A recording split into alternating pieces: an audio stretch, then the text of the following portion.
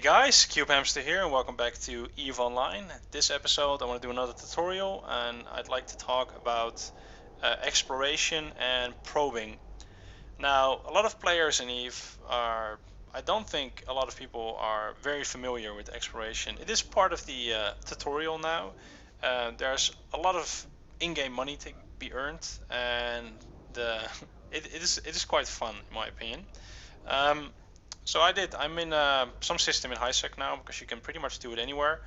Um, the difficulty of the stuff you find varies depending on what sort of security status the system is in. So in lower security status systems, your loot and your money and the stuff you find will be more valuable. But you can pretty much do it anywhere. Now, you might be thinking, Cubehamster is flying a Covops, and that's the only way to go around and do exploration. But that is actually not true. They made CCP, the developers of the game, made it pretty accessible for beginner players to start exploration. And by accessible, I mean every race, there's 4 races in the game, has their own specialized exploration ship. Now, the Caldari have the Heron, and I have a fit here for what you could fit on it in order to start your exploration career. Now the Heron looks something like this. It's sort of the Tech 1 variant of what I'm flying right now. It's pretty cool. Then there is the Magnet, which is the Amar probing ship. Also very cool, big engines and stuff. Here's the fit. I'll talk a bit about the fitting in a moment. I mean, you don't have to necessarily fit it like that. There's just some certain modules that you pretty much need. Now there's the Imicus, which is the Galente one. Looks kind of freakish, but again, it's an exploration sort of scientific ship in a way, so it makes sense. And then finally there's the Probe, and it's a probing ship, so that makes perfect sense, which is the Minmatar one. Lots of solar panels. Now, what sort of skills do you need in order to start probing? Well, first of all, you're going to need astrometrics, and there's a prerequisite for that, which is science at level 3. And as soon as you have this skill at level 1, you'll be able to probe down cosmic signatures. What does this skill do? Well, there's a limit to the amount of probes you can launch, and basically at level 0 you have 3, and each additional level of astrometrics will add an additional probe. And yeah, basically with 3 probes you won't be able to pinpoint an exact location. I will talk about that in a sec. Then there is the astrometric acquisition. Scanning using the probes takes time, and this skill basically reduces that pretty significantly. Then there is astrometric pinpointing, which increases the accuracy. Once we start probing, and we'll start to that in a moment, you will see that the results aren't always as accurate. There's sort of a deviation, and by increasing this skill, you pinpoint it more accurately. And then finally, the astrometric range finding. The stuff you find the results you get will have a certain signal strength, and in order to scan down an anomaly, you need it at 100%. And that just means that if you increase the strength of your probes, the receiving strength to get the signals, you will have an easier time finding stuff. Now then, what sort of modules do you need? Well, first of all, you need a probe launcher, and this is a small one. There's also an expanded one, but on a frigate you won't be able to fit that. And then in order to scan down cosmic signatures, which is combat sites or mining belts or gas clouds, that sort of stuff, you will need core scanner probes. There's a variety of stuff. The faction ones are better in the sense that they, if I compare, they have a better sensor strength, but the cheap ones, the core scanner probe ones, are pretty good already. So, and they're not that expensive. As you can see, cheapest on the market is 2K, So you won't be spending a lot of money, plus the fact that you can actually reuse them. So that's pretty nice. And then for PvP and combat and stuff, you can also use combat scanner probes in order to pinpoint enemy ships in space and then warp your bodies to them to kill that person. So that's sort of the stuff you need. This one's for PvE and this one's for PvP. And then there's one module that helps out with all of this, or one rig, I should say, which you could fit on your ship, which is the small gravity capacitor upgrade. And what it does is it increases the strength of your scanner probes by 10%. And it's also a Tech 2 version, but that one's really expensive. And as you can see, that's also on the market, a small one for 135k, and I'm literally in probably the most horrible market area in the game. So not that expensive stuff. Now, once you fit out your ship, that's when we're going to start doing the scanning. So let's get going. So we have our probe launcher. I'm using an expanded one. If you use the small one, you only be able to fit, I think, one probe at a time, which can be a bit annoying, but that's something you have to make do with. I'm using the expanded one right now just because it's going to save me a bit of time. Same as the fact that I'm actually in a CovOps. Now, actually, what I didn't mention is the reason you want to fly these particular ships, the ones I just showed you, is that each of these ships, if you go to the information tab, actually gives a 7.5% increase to the scanning strength of your scanner probes. So if you have it at level, if you have Caldari Frigate level 1, you get a 7.5% increase. If you have it at level 2, you get 15, and that keeps going on. So if you get Frigate to level 5, you'll get like 37.5% extra scanning strength, which will definitely cut down the time you spend trying to find this stuff. Now, once you have your launcher ready, what you want to do is you want to load them up. I'm using the faction ones. I don't have the cheaper ones right now, but the same deal with the other ones. You load them up. You zoom out a bit. Takes a bit of time, but once you have them, what you're going to do is you're going to start launching probes in space. Now you can have up to 8 if you have max skills. I don't have that, I can only use 7, but for this tutorial I'm only going to use 4, which is what you have if you have astrometrics at level 1. I will also later on show you a bit about using more than 4 probes. Okay, now once you've done that, you've launched them, you can actually see them in space. The little dots you see there. What you want to do is you want to open the scanner tab, and if you go to the system scanner, you will actually see that you have 4 probes in space. Now these probes will expire over a certain amount of time, but before they do, you can actually recover them, which will make them fly back into your cargo bay. So there's no reason to lose them. You can also blow them up if you want, but let's not do that. Okay, so we have our probes out, and what you're going to do now is you want to open the map. I'm actually going to cloak up. You want to open the map, and in particular you want to open the solar system map. So this is actually a really weird system, but let's just roll with it. There should be a world control map. If you, for some reason, are in the star map, just click the solar system map button, and you'll go into this view. Now every system is different. Every system has different stuff. But basically, what you see here, the circle, that is the area which the scanner probe is receiving information from. Now I've got 4. They're all on top of each other right now, but if I move one, you see that it is actually more than one. Now what you want to do is you want to make sort of a square if you only have 4, and it will give an overlap area, this little sort of egg shape in the middle. In order to pinpoint a cosmic signature, you need to gather information from 4 different sources. And I can actually show you that. And let's actually go to the scanner tab. I'm gonna no, let's just start. I'll talk about that in a minute.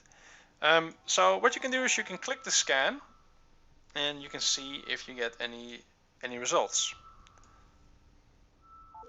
No results. Okay. Well, I am now scanning in an area 4 AUs apart.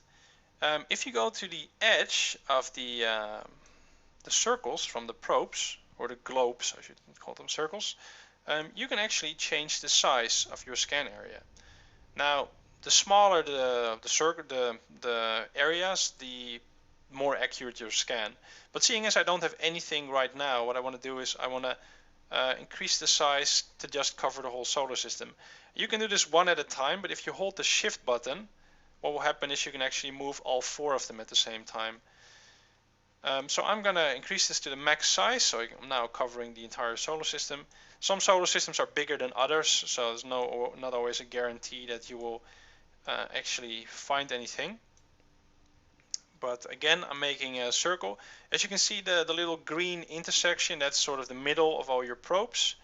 And this little egg shape is the entire area where I can get a good result. So again, let's click the scan button. The probes are now warping into position, and they'll start scanning, and hopefully we're gonna get something. There we go, a cosmic signature. So we have a little dot now. It is, if I increase the size of my window, it's 12 AUs from where we are, and the signal strength we are receiving is 4.3. Now what I want to do is I want to move my probes in a bit closer. So the way I just increased the size of my my areas, I'm actually going to scale that down a bit, like so. Again, I'm holding shift to do all the actions to all the probes. I can then move all of them at the same time, holding shift as well. And I can just go down.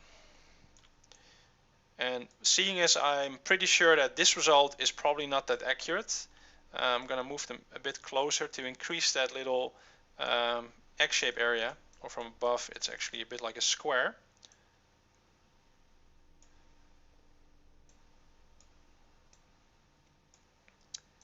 To get a bit more overlap. Now it doesn't have to be perfect, but let's scan it again.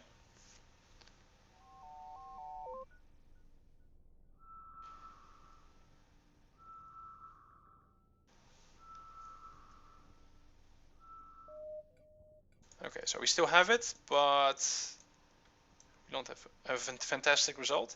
You did see, however, that it moved somewhere else, and that's because of the deviation. So scan results are not always accurate, and it can happen that you're scanning something and you move your probes in closer, but it just disappears because where you think it wasn't actually there. Okay, so let's scale it down a bit more.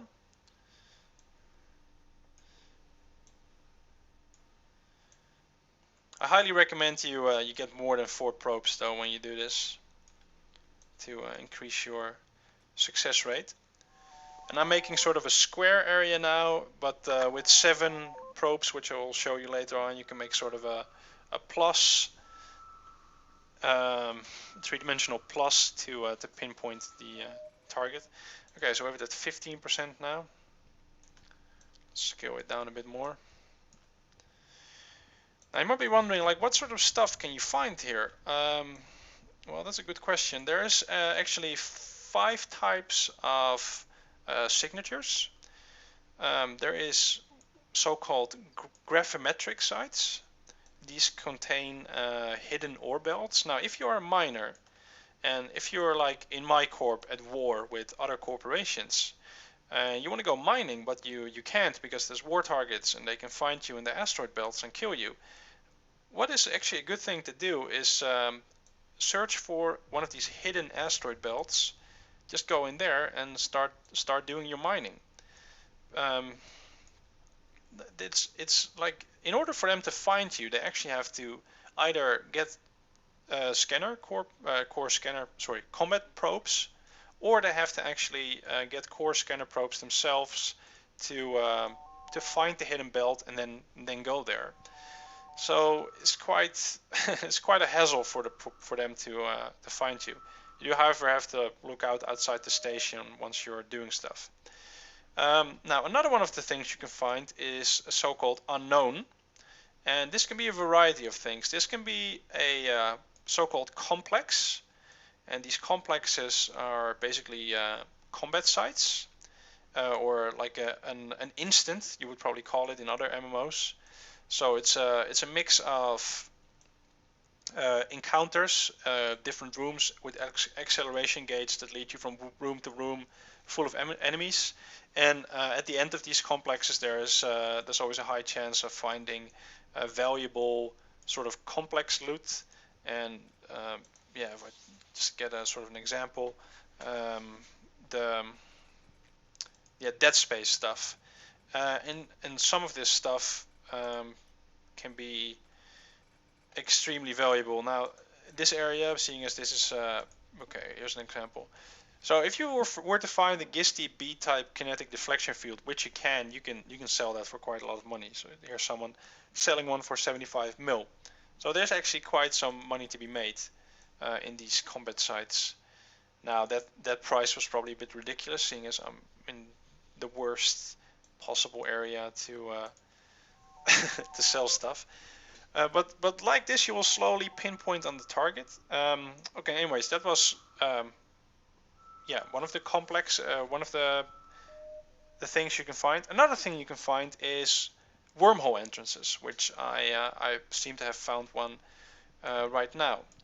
Now, in these wormholes, which is basically different systems in space, I think there's like I thought there was roughly 1,700 wormhole systems in the game, which is like the one, the solar system we are in now, is solar systems in sort of an alternate universe, which you can go to. I will probably jump into this one if I pinpoint it, which will possibly be on the next scan. But that's another thing you can find. Also, there's just a single room encounters where you find ships, where you get bounties and loot and stuff. Then there is so-called radar sites, which are sites that have stuff that has containers with valuable loot, or with data cores which you can use for research and sell for money. Or data decryptors, all sorts of research stuff. Tends to be very valuable. That's another thing. Then there is, about the radar sites, you actually need specialized modules to break into those, which brings me back to the fit I just showed you earlier. So if I go to the probe ship, all of them has them, but you need a so-called code breaker. It's a hacking device to override the security system. Then there are so-called magnetometric sites, and these contain ancient ruins or abandoned structures or that sort of stuff. And in order to loot containers on these sites, you need a analyzer. Now the skills for the analyzer is called archeology, and the skill for the hacking is called hacking. And you need electronic upgrades. But the stuff you can find in there is very valuable, and especially if you go into lower security systems, so in low sec or actually in null sec, you will find stuff worth literally millions and millions of ISK, which is very nice. And then finally, there are so-called LADAR sites or ladder sites. I'm not always sure how to call them, but these contain gas clouds, which can, in this universe, they can be used to produce synthetic drugs, if I'm not mistaken. But in the wormholes, you will also find gas clouds, which can be used to make alloys for. If I go look at the Tengu blueprint, modules. Wanted to see the blueprint. Is there no blueprint? Blueprints. No, you can't find those on the market, I think. Let me actually check if there's some on contracts. Search for.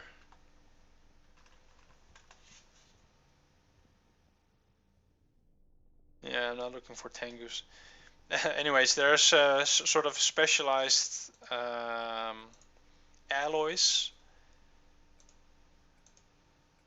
Let's see. Should have probably prepared this before I showed you guys, but yeah, that's what they're called. Fullerenes and polymers. And these are the different gas clouds you can get. And you can change those and turn those into polymers, which you need in order to build all sorts of stuff. And these can also be very, very valuable. Now, before I go and explore the wormhole, I actually want to talk a bit more about the results. What I did was I cleared my findings, so as you can see it's no longer at 100%, because I want to show you that you won't always get a single dot. And the reason you won't get that is because of the following. Say, instead of having 4 probes receiving the signal, I only have 1 probe receiving the signal. Now if I now do analyze, what will happen? They will warp there and we'll get the timer. It's very good to increase your acquisition time, by the way. It really saves a lot of time. But anyways, the result will be a ball. Because in the way the probe works, it's saying like, hey, I found something. It's at a distance of 9 AUs. You should probably go and check it out. That's what the probe is saying. So what you want to do is then you want to bring in more probes. Preferably you already have all 4 of them. But you can get the globe result. So that means there is something, but only 1 probe is receiving the signal. Now if you move in an additional probe, instead of a globe or a ball, you will get a circle, basically the overlap of the 2 balls you saw earlier. Now if you have 2 circles overlapping with each other and you bring in another ball, and I'm actually gonna move it up deliberately to get the result I want, there is a chance that if all these globes are saying like, hey, there is something at this distance, blah, blah, blah, blah, you will actually not get 1 result, but you will get 2 results, because these 2 points are both points where my 3 balls overlap, my 3 globes. And in order to get the final accurate answer, you're going to need your 4th probe. And I'm guessing, by the way, I'm looking at it now, there is actually a chance that this will still give 2 different results, seeing as they are all sort of at a different distance from one another. But let's just see what happens. There you go, you get 1 single result. So in order to get a good single result, I mean, there are circumstances where you can do it with less. Possibly if I move all of these on the same height and I remove one of these, then I'm guessing now I will still get a single result. Yeah, in order to get that result, you need 4 probes. I'm actually curious now what's going to happen.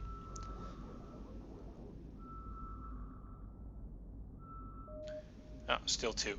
Okay, so yeah, you definitely want those 4 probes getting an accurate result. Now I guess we should go and explore the wormhole, so let's go. Anyways, going to the wormhole, once you have your result, what you do is you right click and you can click warp 2. Warp drive active. Which will activate your warp drive. Now what you want to do is you want to recover your probes. They will fly. Even mid-warp, they will just return to you.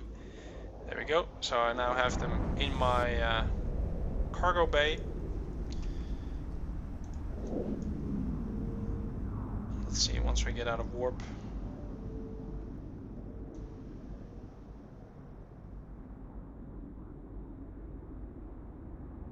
There we go. There's a wormhole. Now let's see what kind of wormhole it is. It leads into unknown parts of space. It's beginning to decay. It won't last for another day, and it has not there've not been many ships that went through it. So let's actually peek a bit inside.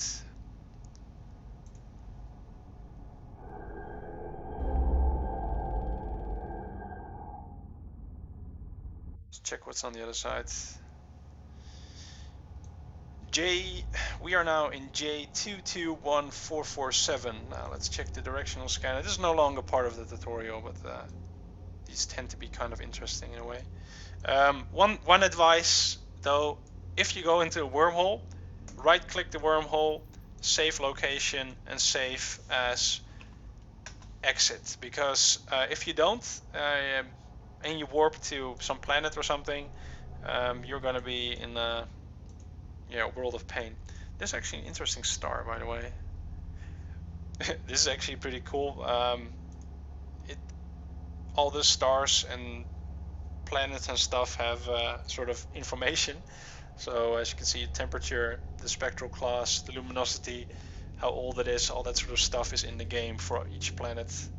So lava planet, what's the orbit, eccentricity, escape velocity, all that sort of stuff is in the game, which is pretty cool. Anyway, so what can you do in these wormholes? Well, first off, there's Comet Sites here, and I'm pretty sure that if I use the system scanner now, that is the regular scanner that you don't need probes for, which you can always use. You can actually find these Comet Sites. Let's clock up though. There's no law in this space, by the way. This is just like nullsec. Now, in these sites you will find so-called sleepers. I can actually warp to them, I guess. Warp drive active. I can show you.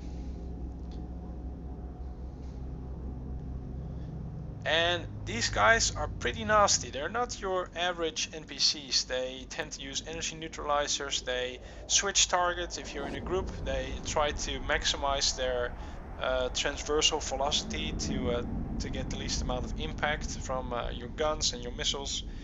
They are quite nasty. They also target drones and stuff. There we go. Now, judging by this, I'm estimating that this is a class 3 wormhole. You can actually look it up online, but it's a shame they're a bit far away. But this is one of these combat sites, and the sleepers, they are,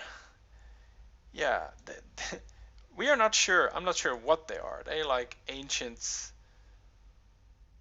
stuff that's been around for millions and millions of years, and they're guarding stuff. And the moment you warp into one of these systems, they go online and they attack you pretty much. But just as in high-sec space, again in this one you can find these radar sites, which gives a lot of cash worth of stuff, or you can use them for research to build strategic cruisers and stuff, or you can find the most valuable ores in the game you can find in hidden asteroid belts in these wormholes. Also ancient artifacts which you can reverse engineer are here, and those gas clouds.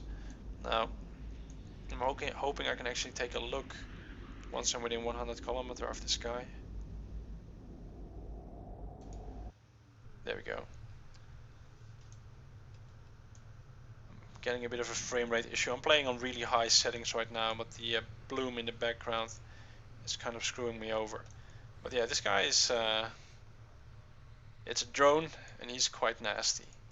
And there seems to be also some sort of missile launcher set up here. Anyways, I'm gonna get out of here. I hope you now know how to use the probes. The same what I showed you with the core scanner probes also works for the combat scanner probes. Warp And drive basically, active. slowly pinpoint to your target, and yeah, explore, because that's what this game is all about. Anyways, guys, thanks for watching. I hope you enjoyed, and I will see you all later. Bye bye.